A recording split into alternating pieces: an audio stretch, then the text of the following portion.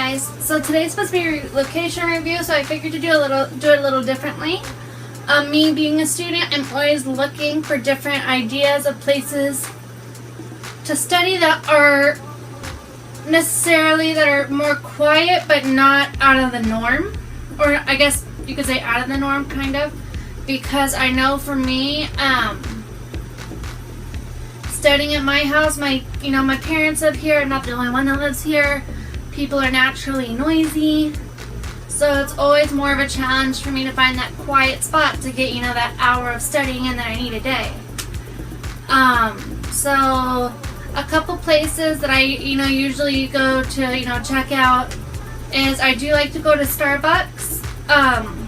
It's, for me, they have that classical music going, classical versions, I should say, of current songs going, and classical music's, psychologically proven to help with studying.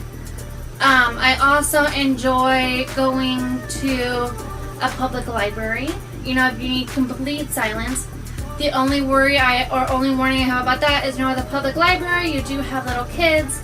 Little kids don't necessarily know the rules of you're supposed to be quiet in the library just yet, so if you're not okay with that and you need complete silence, maybe the library isn't for you.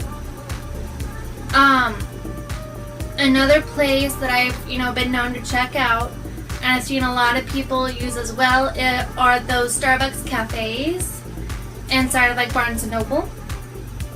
I've used those, they're great, but just as with the actual corporate Starbucks, is they prefer you do buy a drink or something, and I've had it, at least at mine that I usually go to, they will eventually kick you out if you don't buy a drink. So just because that is meant, those chairs are meant for their paying customers, not necessarily to study, even though it's a great place to study. Another tip that I usually use for my quiet place to study is, if you're like me and your parents go to bed, relatively early, like mine usually go to bed around 9 o'clock, I usually wait till they go to bed and go ahead and study at home. So, those are just some locations to think about if you're a college student or you're a high school student or whatever, and you need some new places to study. The one main place I would not recommend studying is in your room. Because again, psychologically proven, that if you study in your room, it's likely to have an effect on how you sleep, to where your brain will be like, okay, I'm in my room, I need to stay active. Instead of I'm in my room, I need to calm down, get comfy, and all of that. So I really don't recommend studying in your room. Again, it's up to you. If your brain can handle that, lucky you. I've been just one to find, especially if I'm studying on my bed, like I used to sometimes in high school, then that night I won't be able to sleep. Or a couple nights, of doing that in a row, after that I won't be able to sleep. So, just, be cautious about that. I hope this video has helped you, high school and college students who are looking, for ideas of good places to study.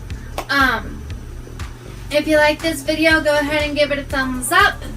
Also, subscribe down below, as well as in my description, I should say, is the links that I have for Facebook, Goodreads, Twitter, Instagram, Snapchat. I'd love to have you on all those platforms, as well as this one. I do post weekly.